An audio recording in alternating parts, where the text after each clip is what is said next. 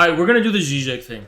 We're gonna do the Zizek thing. So there's section 1 called "Only a Suffering God Can Save Us." Okay. Now this is way too much for me to go through.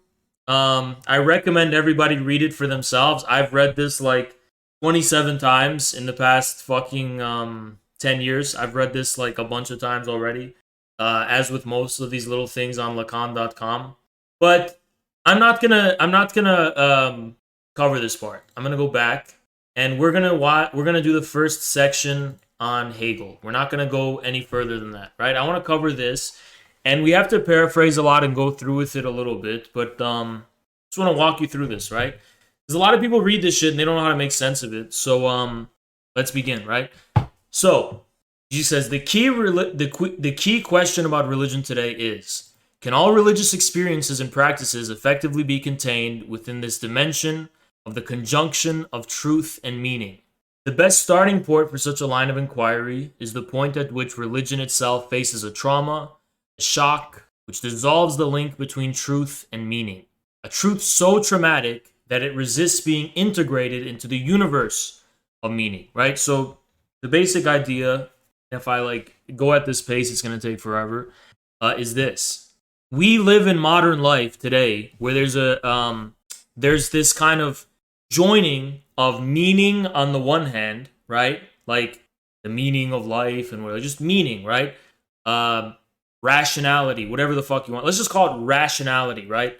Because I think most people understand it like this. Just something that's reasonable, meaning, right? Meaningful. And then truth, right? So those seem to be combined today, right? So the question for religion is, can they be contained within the dimension of the joining of truth and meaning, right?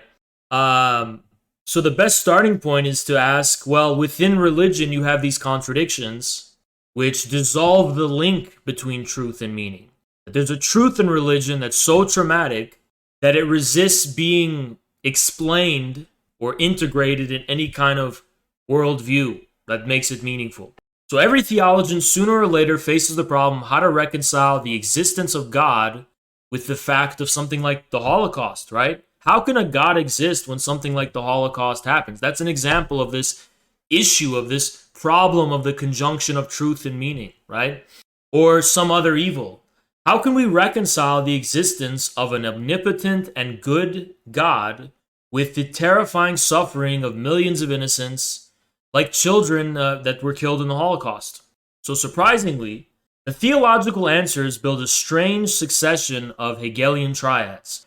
First, those who want to leave the divine sovereignty unimpaired and thus have to attribute to God full responsibility for something like the Holocaust, first offer the legalistic sin and punishment theory, right? Which is the idea that it was punishment for the sins of humanity. And then they pass to the moralistic character, education theory. It has to be understood along the lines of Job is the most radical test of our faith. So it was a test of our faith, right? And then finally, they take refuge in a kind of infinite judgment, which should save the day after all common measure between the Shoah, the Holocaust, and its meaning breaks down. Okay, sorry, no, that's not a different one. It's that if we survive this test, which is our test of faith, you can take refuge in this kind of infinite judgment. I forgot what an infinite judgment is. Is that the recursivity thing? Let me look it up to refresh my mind. For Kant, I want to know what the Kant one. Okay, I get it now. It's like an ontological argument, right? It's not subject to empirical inquiry. Okay, I remember. It's kind of weird. It's kind of like ontological, right? But so you take refuge in an infinite judgment, which should save the day after all common measure between this and its meaning break down. And the reason for that, it's calling it an infinite judgment, is because it's a test in our faith, which we're supposed to survive, right? So instead of having to find a meaning, like why did it happen, what was the intention surrounding it, you draw a kind of conclusion which allows you to say, that it's not that there was a specific reason for this or that they deserved it. It wasn't like a legalistic thing where it happened for that reason. This or that specific reason, it itself grounds its own reason, I guess is how I'd put it, right? So Then the third is the divine mystery theory, that it bears witness to the unfathomable abyss of divine will, right? So in accordance with the Hegelian motto of a redoubled mystery, the mystery of God has to be a mystery for God himself. The truth of this infinite judgment can only be to deny God's full sovereignty and omnipotence. The next triad is thus composed of those who, unable to combine the Holocaust with God's omnipotence, how could he have allowed it to happen, opt for some form of divine limitation.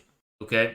So first, it's that God is directly posited as finite, or at least contained, not all-encompassing. He finds himself overwhelmed by the dense inertia of his own creation. Then, his limitation is reflected back into God himself as a free act, as his free act. God is self-limited. He voluntarily constrained his power in order to leave the space open for human freedom. So it is us humans who are fully responsible for the evil in the world. In short, phenomena like the Holocaust are the ultimate price we have to pay for the divine gift of freedom. Finally, self-limitation is externalized. The two moments are posited as autonomous. God is embattled. There's a counterforce or principle of demonic evil active in the world. That's like the dualism. Like God and Satan are fighting over the soul of man, right? So, okay, what's this paragraph trying to say? I mean, this is what you guys wanted, by the way, so don't fucking... you wanted this instead of GTRP, so don't fucking complain. What this paragraph is trying to say is that there's a problem of the contradiction between truth and meaning. So how does theology resolve this? And Zizek likes to use the example of this issue of like, how do we find meaning in something like the Holocaust? How do you reconcile that with any kind of divine truth, right? How are truth and meaning conjoined in something so horrible like the Holocaust or any other kind of evil that humanity's guilty of? So he goes through basically three solutions that theologians will typically resort to, which imply the omnipotence of God, right? But then he also points out that this leads to the contradiction that God cannot be omnipotent, right? So there's a self-limitation that God imposes on himself in the form of giving humanity free will, right? And that this limitation is then externalized, right? So that it becomes like the one, on the one hand, the choice to do good is from God, and the choice to do bad is from the devil, from Satan, right? Okay, so this brings us to the third position, above and beyond the first two. Either a sovereign God who's omnipotent or a finite God who's not omnipotent, right? And that's a suffering God. By the way, guys, this is not my view, and I'm going to actually get into my critique of Zizek. I just want you guys to know what he's saying first, okay? Not a triumphalist God who always wins at the end, although his ways are mysterious, since he secretly pulls all the strings. Not a God who exerts cold justice, since he is by definition always right, but a God who, like the suffering Christ on the cross, is agonized and assumes the burden of suffering in solidarity with human misery. It was already Schelling who wrote, "God is a life, not merely a being, but all life has a fate and is subject to suffering and becoming." Without the concept of a humanely suffering God, all of history remains incomprehensible. Why? Because God's suffering implies that he is involved in history, affected by it, not just as a transcendent master pulling the strings from above. God's suffering means that human history is not just a theater of shadows, but the place of real struggle. How about I do this instead? How about I read the paragraph and just like paraphrase what Zizek's trying to say? Because I don't think the majority of you are following this, right?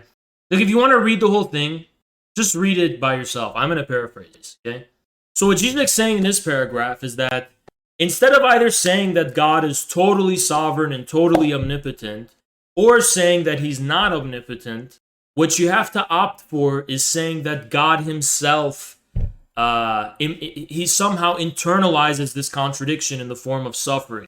So it's only a suffering God can save us. The way in which you explain the problem of truth and meaning, why is there such great evil in the world, and how is this compatible with the existence of a God, what Zizek will say, or how should I put it, evil's too loaded. Let's say, how could a God exist alongside so much suffering in the world? right? What Zizek will say here is that the solution has to be this, that God himself is somehow suffering alongside humanity as well. That God is not like this guy who, he has the meaning of all the suffering. What Zizek's saying is this, right? When we witness all this suffering in the world and we ask, what's the meaning of it all? Zizek is saying that God himself does not have the meaning. He suffers alongside of us. That's what Zizek is saying, right? So, let me continue. So Zizek's also saying, this also paradoxically proves why kind of secular or atheistic reactions to, these horrors and horrific things that happen in the world are insufficient, because in order for them to be actually worthy of the depth of how evil and disturbing they really are, they need to kind of have like this metaphysical dimension, right? You can't just say, oh yeah, the Holocaust was just an expression of human evil. There has to be this dimension of like, there's just this metaphysical evil about it, right? Like, it's something that shakes the core of our being, right? It's not just, like, oh, this was just like a wrong moral, axiomatic, logical mistake or something, right? Let me continue. So he's basically saying, so Zizek is basically referring to this kind of Jewish theology, right? This is his view, not mine. Remember that, right?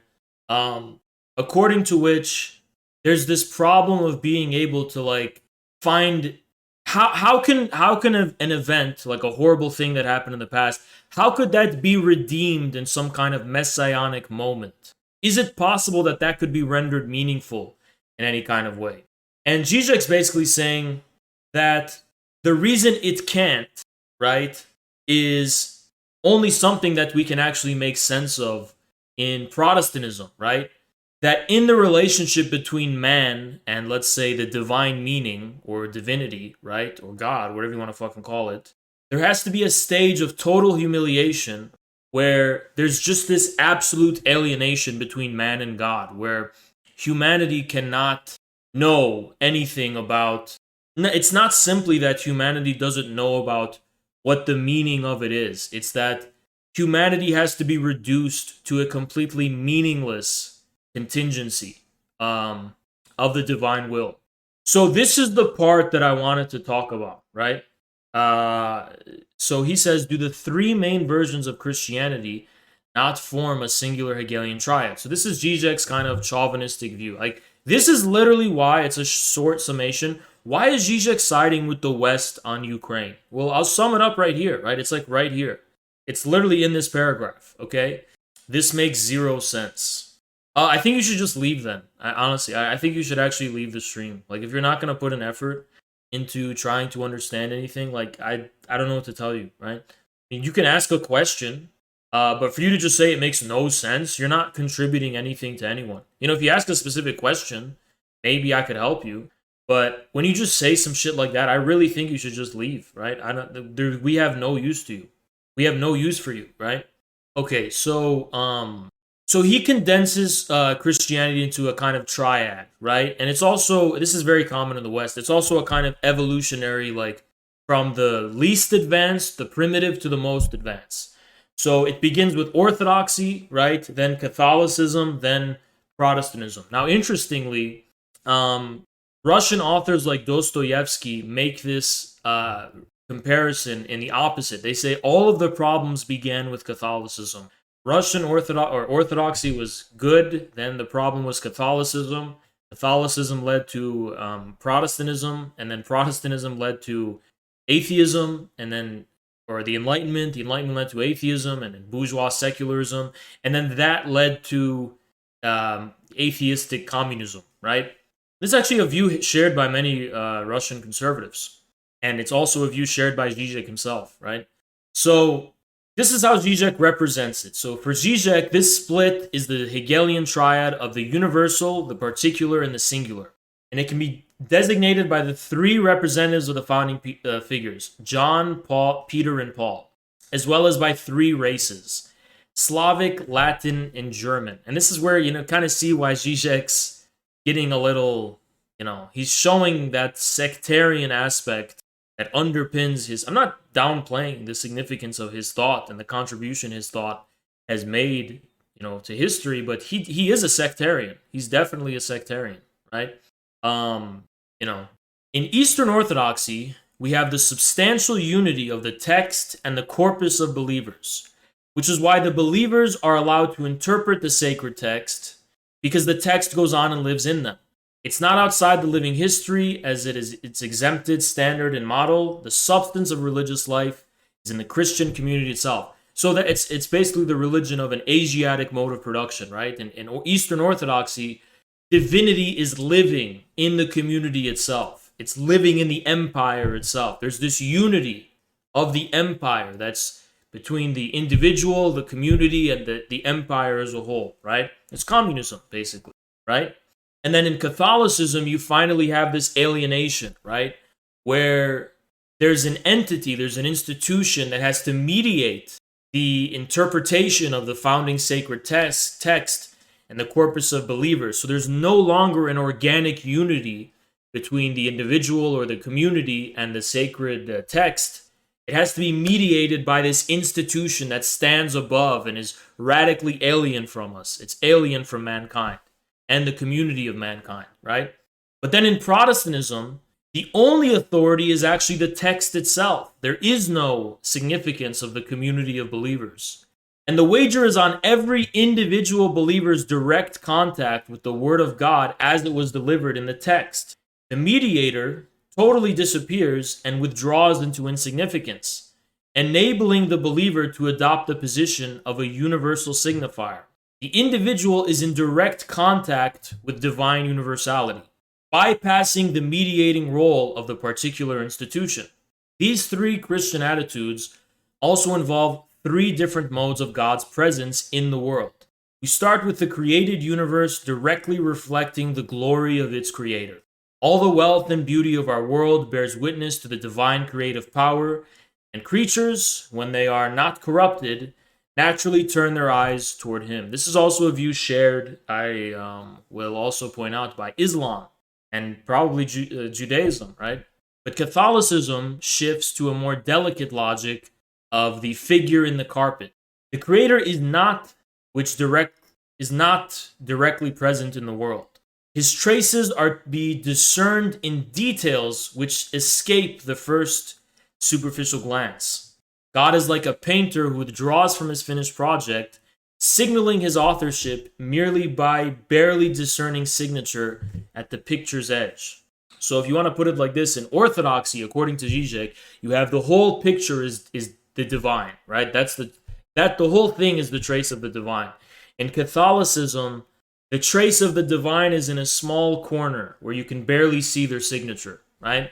And then in Protestantism, there's this radical absence of God from the created universe, from this gray world which runs as a blind mechanism and where God's presence only becomes discernible in direct interventions of his grace, which disturb the normal course of things. By the way, what does that remind you of? Because it reminds me of Landian accelerationism, right? The world is this blind mechanism or genetics, right? It's just this blind mechanism of, very clear, right? This reconciliation, however, only becomes possible after alienation is brought to the extreme. In contrast to the Catholic notion of a caring and loving God with whom one can communicate or negotiate, Protestantism starts with the notion of God deprived of any common measure shared with man, it's a God of complete and total alienation, right?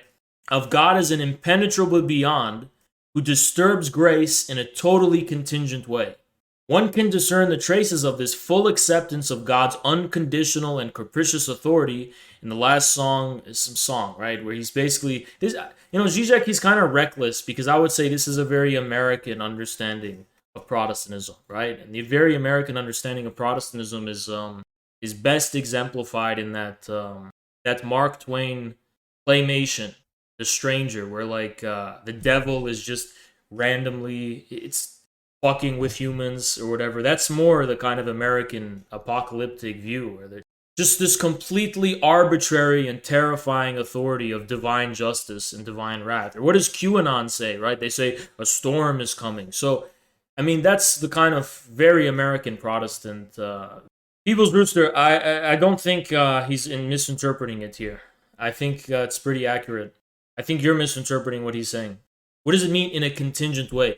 Zizek uses the word contingent in the way similar to kind of Hannah Arendt, right?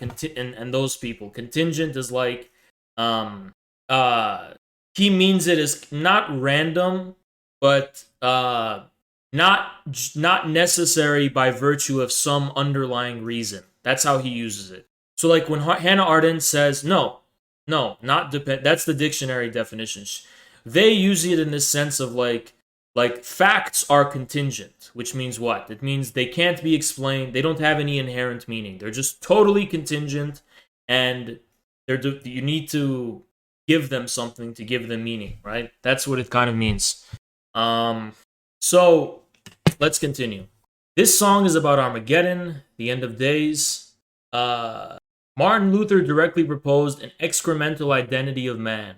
Man is like a divine shit. He fell out of God's anus. One can, of course, pursue the question into how the deep crisis that pushed Luther toward his new theology, he was caught in a violent, debilitating superego cycle. The more he acted, repented, and punished and tortured himself, did good deeds, the more he felt guilty. This made him convinced that the good deeds are calculated, dirty, and selfish, and far from pleasing God, they provoke God's wrath and lead to damnation. Salvation comes from faith. It's only in our faith into Jesus as our Savior, which allows us to break the superego impasse. However, his anal definition of man I love how people are so immature, and they're gonna be like, I'm used to this. That's why it's like I'm not laughing or anything, because it's like, okay, how absurd. I mean, yeah, that's Zizek, right? You have to fucking be a little mature about it. Cannot be reduced the result of the superego pressure which pushed him towards self-abasement. There's more to it. It is only within the Protestant logic of man's excremental identity that the true meaning of incarnation can be formulated. So in Orthodoxy, Christ loses his exceptional status, his very idealization and elevation to a noble model reduces him to an ideal image, a figure to be imitated. All men should be strived to become God. Catholicism, the predominant logic, is that of a symbolic exchange.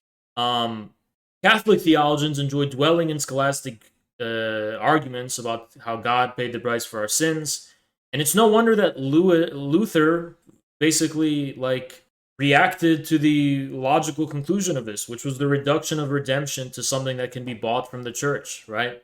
Protestantism, finally, posits the relationship is real, conceiving Christ as a God who, in his act of incarnation, freely identified himself with his own shit, with the excremental real that is man. And it is only at that level that the properly Christian notion of the divine can be apprehended, as the love for the miserable excremental entity called man. So let me explain it to you very simply, guys. What Zizek's saying is that in Orthodoxy, you begin with this kind of wholesome unity of man and the divine. In Catholicism, this unity is cut, but there's still an institution which represents this alienation. And it's within this institution that you have all manner of scholastic discussions and exchange and selling of indulgences, which still makes it in the world. But it's only in Protestantism where the divine is so thoroughly and utterly alienated from the world of humanity and the world in general that the significance of incarnation can actually be appreciated, according to Zizek, right?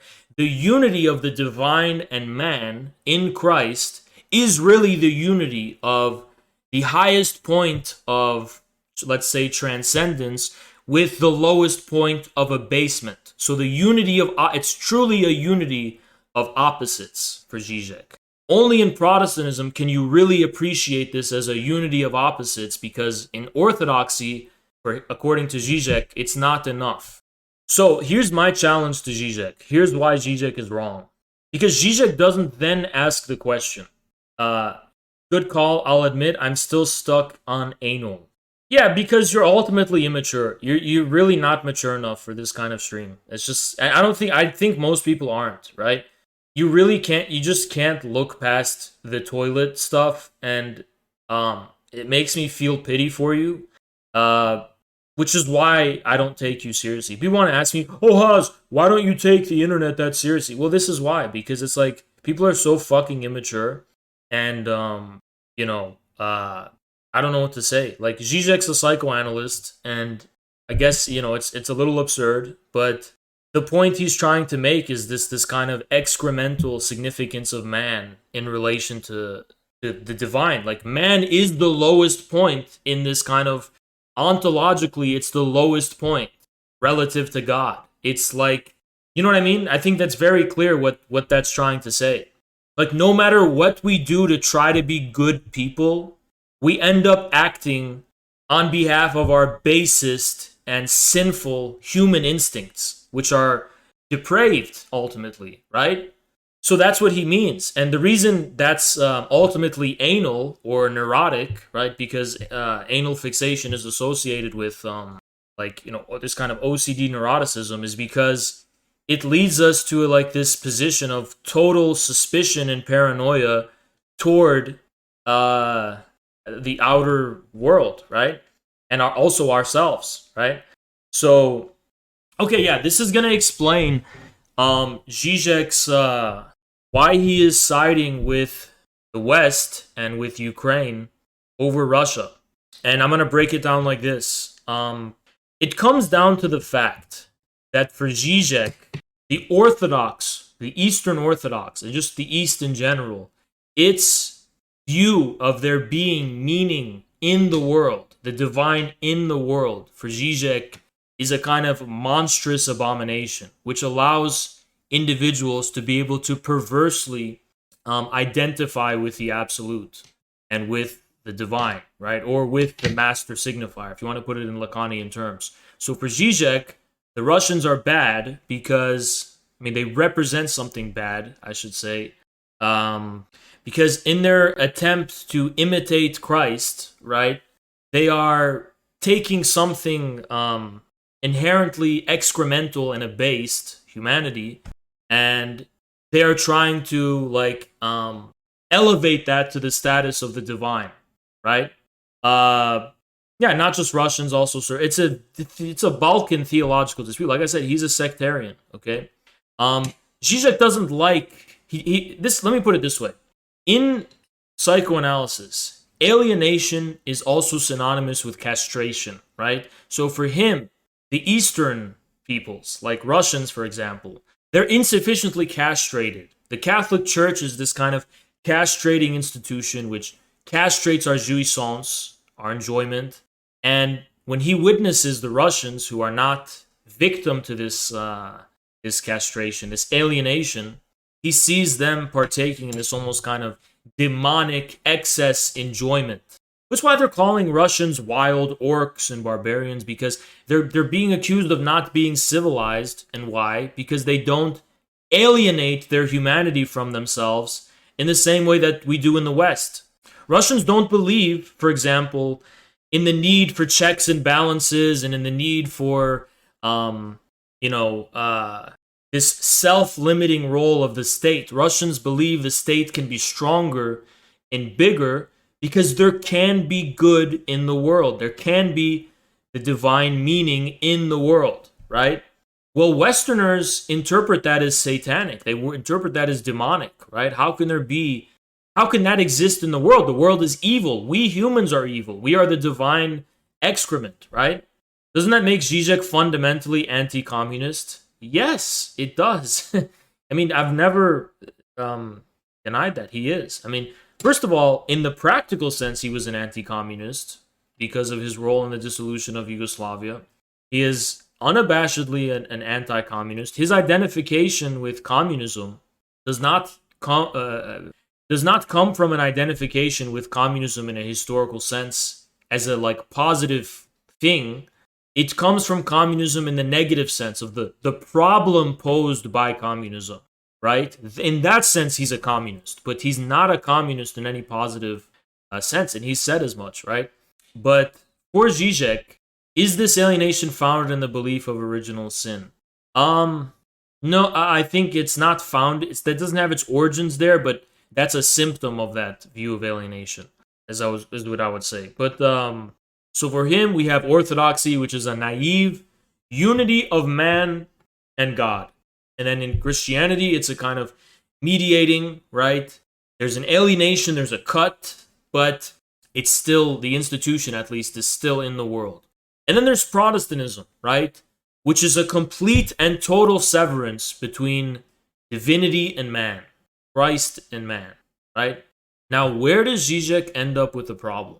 So here's what I'll grant Zizek. I will grant Zizek that in Protestantism, this alienation is accomplished and taken to its furthest conclusion. I mean, Marx understood as much. He directly said as much, right? But then you have to ask a question. Zizek talks about how in Protestantism, the highest and the lowest are truly united because they're alienated as much as possible to the furthest extent. But he never asked a simple question, and this is the question I posed to him, which leads to a complete, in my view, dissolution of Zizek's whole philosophy, his whole philosophical enterprise. My question is, then what? What does Zizek tell us after this radical unity happens? He says, oh, now there's an openness of possibilities and revolution. It's a bluff. It's bullshit. This is how leftists speak. All the open possibilities of a radical emancipatory community. It's total bullshit. That doesn't exist in the world. That's not a real thing. It's never been a real thing, and it will never be a real thing. The truth is that the positive being of this such unity is already reflected in the first instance of the triad, which is orthodoxy. And that is my critique of Zizek. He does not allow this unity to ever be a real thing. Zizek says in orthodoxy, the singular and the universe, in orthodoxy, it's just the universality.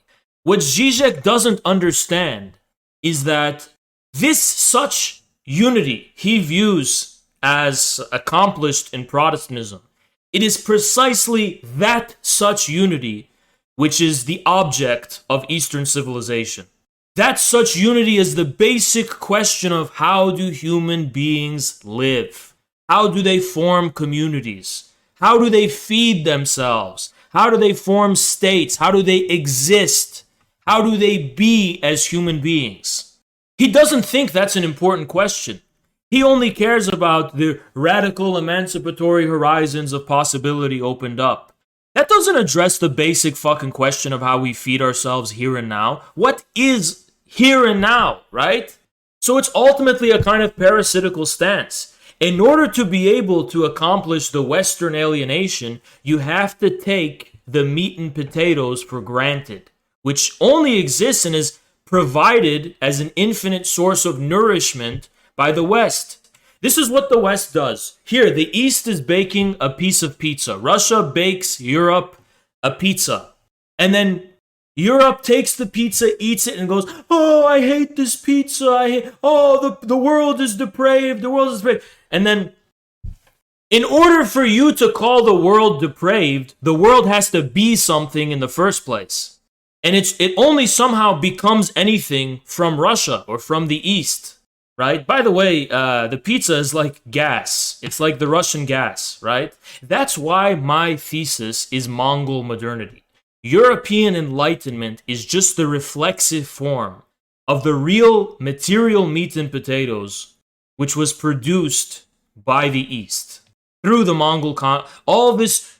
It seems silly. Like, why are the Mongols the chosen? Because it's just because of how arbitrary it was. Like, the Mongol it's just the arbitrariness of this particularity which proves it's from material reality. It's not something you chose. It's not the ideal citizen. It's not the ideal community. It's not the ideal story of enlightenment you invented. It's the real world and the real history of humanity, right? What?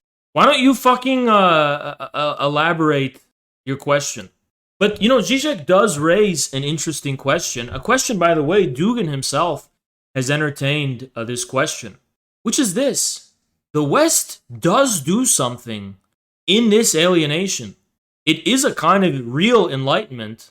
And Dugin Dugin uses the example of Heraclitus in his book Political Platonism. And his example of Heraclitus is as follows. Heraclitus says, all is one. All is one. And Dugin says, we Russians, we scoff at this. We say, so what? We know. All is one. We have a universal view of individuality with the collective and the community. This is not an insight. Heraclitus is known for his sweeping statement, all is one. And Dugin says, we Russians cannot appreciate this statement. We cannot appreciate this statement because for us, all is already one. And then Dugin says, in order to appreciate this claim of Heraclitus that all is one, we must accept the painful alienation between the one and the all. And Dugin put this in the terms of there is here. To appreciate the statement, there is here, we have to submit to the pain of there. And then Dugin says, it's the same as logos is chaos, right? So the accomplishment of the West is there-ness, it's alienation. But this still does not address the problem of the West, though, comes from the way it tries to turn this moment of negative alienation into a positive being in and of itself. And from this, we get colonialism, racism, slavery, Nazism, genocide, and all of that nasty stuff. Alienation and negation become itself the only real thing. There's no return to a positive being. So the question we must ask ourselves is this. How to return to the positive being, let's say of Orthodox Christianity, or let's say of the Eastern civilization, without becoming stupefied and dulled and complacent and comfortable and lazy. That's what Eastern thinkers always force on themselves, the same question. How do we maintain an ability to be alienated from ourselves, or to be cognizant of this alienation? To me, that is the preeminent question. Humanity. That's the preeminent philosophical question for humanity. And my thesis is that the West has ceased to be a creative force in world history. That the West is basically over, right? My basic thesis. Thank you, Jackson. Appreciate the raid. My basic thesis is that it's over, right? China and Russia have already integrated this self-alienating negation into their own civilization in the form of the experience of communism, which they still haven't fully reconciled themselves with. So, alternatively, we are reaching the decisive point in the history of humanity where the West and the East have to finally unite. Or if you want to put it in theological terms, right? Man must be united with the divine. However alienated from the divine. Has to be united.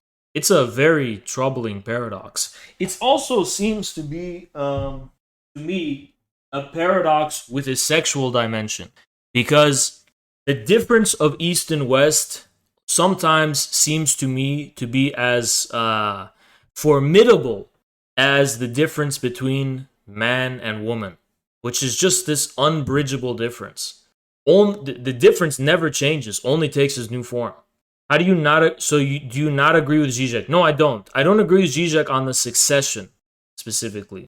I don't agree with the secession because he's only talking about a secession that makes sense from the Western perspective itself. But from the perspective of positive being, it's an opposite succession. From the perspective of positive being, which Zizek does not ever care to address. Zizek gets everything opposite. Everything opposite. His whole ontology, the opposite is true. The complete opposite is, yeah, it is benign. And the specific thesis is that this is done through sublation into an object, one object, which sublates this. So for Marx, the Hegelian alienation between the state and man is sublated in the proletarian class. That's why the proletariat is the object of Marxism, right? And Marxism is what? The subject, consciousness. So unity of object and Lukács had that whole bullshit. But Lukács was wrong, because now we are confronted with the question of objectivity that can't be reduced to the class. It can't be reduced to the question of the posed by the alienation between the state and man. There is also a lacking objectivity as to the question of, for example, the relationship between ideology and reality, or the relationship between a fantasy and reality, something like that, right? This is what it's a lacking objectivity today. By the way, Zizek's first book is called Sublime Object of... Not his first, his most well-known. It's called Sublime Object of Ideology. Doesn't Zizek's ontology involve an anti-human perspective in a way? Yes. I mean, directly, yes. Zizek basically leads us to a genocidal view of Eastern civilizations, and specifically Orthodoxy. He can't appreciate Orthodoxy, what it is. Its specific reverence of Christ, its specific theology. He has no ability to appreciate beyond reducing to a moment of this philosophy, right? So it's a problem. I'm not thinking of getting Zizek on stream at all. For political reasons. His comments on the Ukraine crisis, I don't think there's any commensurability between us.